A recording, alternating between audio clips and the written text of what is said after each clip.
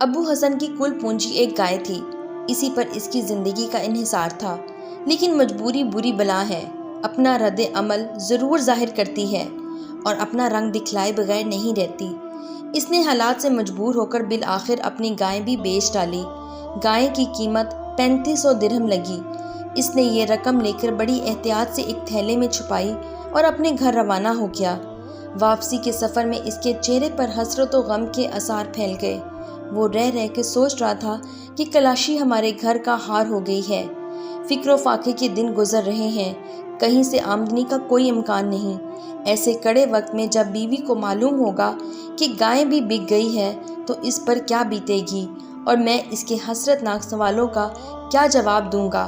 اسی فکر و وحشت میں اس کے ڈولتے ڈگمگاتے قدم بڑھتے رہے۔ بالآخر وہ گھر پہنچ گیا۔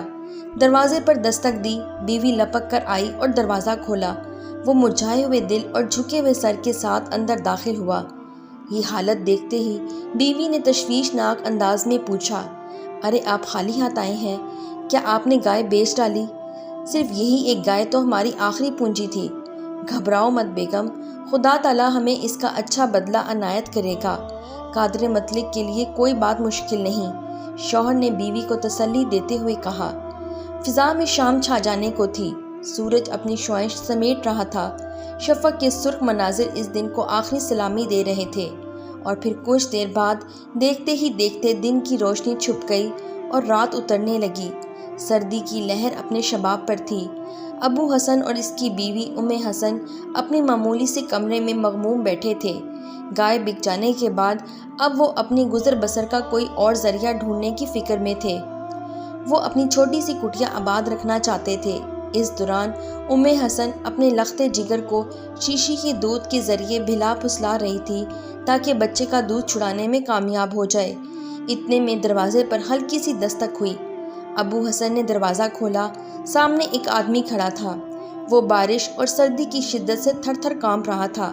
اس نے نہایت عاجزی سے کہا، میں اجنبی ہوں، سردی اور شدید طوفان میں تمہاری بستی میں پناہ لینے پر مجبور ہو گیا ہوں۔ یہاں میری کسی سے جان پہچان نہیں۔ مجھے حمص شہر جانا ہے، لیکن راستے میں مجھے رکنا پڑا۔ ابو حسن نے کہا، ہم آپ کے لیے بھلا کیا سہولت مہیا کر سکتے ہیں؟ ہمارا گھر تو اس قدر تنگ ہے کہ مہمانوں کے استقبال کی اجازت نہیں دیتا۔ اجنبی بولا، صرف سردی سے بچنے کا بندوبست کر دو، میرے لیے اتنا ہی کافی ہے۔ بس رات گزارنے کی اجازت دے دو، مجھے اور کسی چیز کی حاجت نہیں۔ میں تم پر کسی خرچ کا بوجھ نہیں ڈالوں گا۔ ابو حسن نے اسے بتایا، ہمارے پاس صرف یہی ایک ننھا سا کمرہ ہے، اس میں میرے ساتھ میری بیوی اور ہمارا چھوٹا سا بچہ سو رہا ہے، اس لیے ہم آپ سے معذرت خواہ ہیں۔ افسوس، ہم آپ کی خدمت نہیں کر سکتے۔ اجنبی نے کہا، میں کمرے کے ایک کنارے سو جاؤں گا اور تم دوسری جانب سو جانا۔ تم میرے اور اپنے درمیان پردہ ڈال لو، خدا تعالیٰ تمہیں اجر دے گا۔ یہ عاجزانہ باتیں سن کر ام حسن کا دل پسیج گیا۔ اس نے شوہر سے کہا، اے ابو حسن، خدا تعالیٰ ہماری مدد کرے گا۔ ممکن ہے اس اجنبی مہمان کے ساتھ حسن سلوک کے صلے میں رب تعالیٰ ہماری مصیبتوں کا پہاڑ ٹال دے۔ پھر دونوں میاں بیوی نے اجنبی مہمان کا پرتپاک استقبال کیا۔ جو کچھ اوڑھنا بچھونا میسر تھا مہمان کو فراہم کر دیا، خود بستر پر لیٹ رہے۔ چند ہی لمحے گزرے تھے کہ ابو حسن اور اس کی بیوی دونوں ایسی غفلت کی نیند سوئے کہ خراٹے لینے لگے۔ اس کی وجہ یہ تھی کہ دونوں میاں بیوی دن بھر کے زبردست محنت اور مشقت کے باعث بہت تھکے ہوئے تھے۔ ادھر اجنبی گھر والوں کو بغور تاڑ رہا تھا۔ جب اسے یقین ہو گیا کہ دونوں میاں بیوی دنیا و مافیہ سے بے خبر ہو کر گہری نیند میں غرق ہو چکے ہیں اور ان کی پہلو میں ایک دودھ پیتا بچہ بھی مزے سے سو رہا ہے، تو وہ نہایت آہستگی سے اٹھا اور دبے پاؤں چلتا ہوا بچے کی جگہ تلاش کرنے لگا۔ پھر جلدی سے بچے کو اٹھایا اور کمرے سے باہر آنگن میں ڈال دایا۔ پھر جلدی سے اپنے بستر پر آ کر اسی طرح لیٹ گیا جیسے گہری نیند سو رہا ہو۔ باہر کھلی فضا میں بچے کو سخت سردی لگی تو وہ رونے اور چلانے لگا۔ بچے کی رونے کی آواز سن کر ماں فوراً جاگ اٹھی، بچے کو ڈھونڈا، لیکن بچہ بستر پر موجود نہیں تھا۔ اس نے شوہر کو جگایا اور کہا، شاید ہمارا بیٹا کھسکتے کھسکتے آنگن میں چلا گیا ہے، آئیے جلدی سے اٹھائیے، اسے اٹھا کر بستر پر لے آئیں، ورنہ اسے ٹھنڈ لگ جائے گی۔ دونوں میاں بیوی لپک کر بستر سے اٹھے اور بچے کو لینے آنگن میں گئے۔ ماں نے بیٹے کو دیکھتے ہی چھاتی سے چمٹا لیا اور کہنے لگی، میرے پیارے، میرے لختے جگر، میرے بچے، اس کڑاکے کی سردی میں تو بستر سے یہاں کیوں آ نکلا؟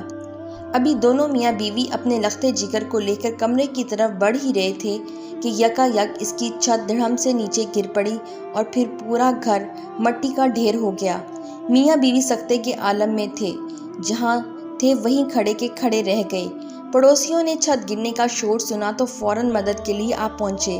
ابو حسن نے بلند آواز میں کہا، لوگوں، ہمارے گھر میں ایک مہمان ہے، اسے بچانا ہمارا فرض ہے۔ پھر ابو حسن اور چند پڑوسی مکان کا ملبہ اٹھا کر مہمان کی چارپائی تک پہنچے۔ وہاں مہمان کی لاش ملبے تلے دبی پڑی تھی۔ اس کے ہاتھ میں نقدی کی وہ تھیلی موجود تھی جس میں ابو حسن نے گائے کے عوض ملنے والی رقم چھپا رکھی تھی۔ اجنبی ابو حسن کے تکیے کے نیچے سے یہ تھیلی اٹھا کر رفو چکر ہونے والا تھا کہ ملبے تلے دب گیا۔ دراصل اس چور نے ابو حسن کو بازار میں گائے بیچ کر اس کی قیمت تھیلے میں رکھتے ہوئے دیکھ لیا تھا اور طے کر لیا تھا کہ کسی نہ کسی طرح وہ یہ تھیلا ہتھیا کر رہے گا۔ چنانچہ اس نے یہ مال اچکنے کی منصوبہ بندی کی اور ابو حسن کے پیچھے پیچھے چل پڑا۔ جب اس نے ابو حسن کو گھر میں داخل ہوتے دیکھا تو کچھ دیر بعد وہ دروازے پر آیا، دستک دی اور ہیلا سازی کی۔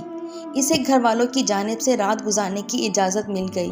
پھر اس نے ابو حسن اور اس کی بیوی کے سو جانے پر ان کی توجہ بچے کی طرف مبذول کرانے کے لیے بچے کو بستر سے اٹھا کر باہر صحن میں ڈال دیا اور اسے روتا ہوا چھوڑ دیا تاکہ میاں بیوی بے قرار ہو کر بچے کو لینے کے لیے کمرے سے نکل جائیں اور اسی دوران وہ تھیلے پر ہاتھ صاف کر لے۔ اس چور نے ابو حسن کو تھیلا تکیے کے نیچے رکھتے ہوئے دیکھ لیا تھا۔ وہ اس غریب کی رقم اچکنے کی فکر میں تھا، جبکہ اللہ تعالیٰ اس کی گھات میں تھا اور اس احسان فراموش اٹھائی گرے کی تدبیر کے پیچھے پیچھے اللہ کی تدبیر بھی رہی تھی۔ چنانچہ اللہ تعالیٰ نے اس مجرم کو جلد ہی اس کے عبرتناک انجام تک پہنچا دیا اور وہ ملبے کے ڈھیر میں دب کر ہمیشہ کی نیند سو گیا، جبکہ بچے کے ساتھ ساتھ اس غریب والدین کو اللہ نے اس برے انجام سے بچا لیا۔ کسی نے سچ ہی کہا ہے، انسان یقیناً غافل ہو سکتا ہے لیکن حق تعالیٰ ہرگز غافل نہیں ہو سکتا، جو ہمیں ہر دم دیکھ رہا ہے۔ لوگوں پر جب اصل بھید کھلا اور وہ اس احسان فراموش مجرم کے کرتوت سے آگاہ ہوئے تو کہنے لگے، گناہ اپنا تاوان لیے بغیر نہیں رہتا۔ جب یہ چور چوری کر کے بھاگنے والا تھا تو اس سمیع و بصیر پروردگار کی نگراں نگاہ اسے دیکھ رہی تھی۔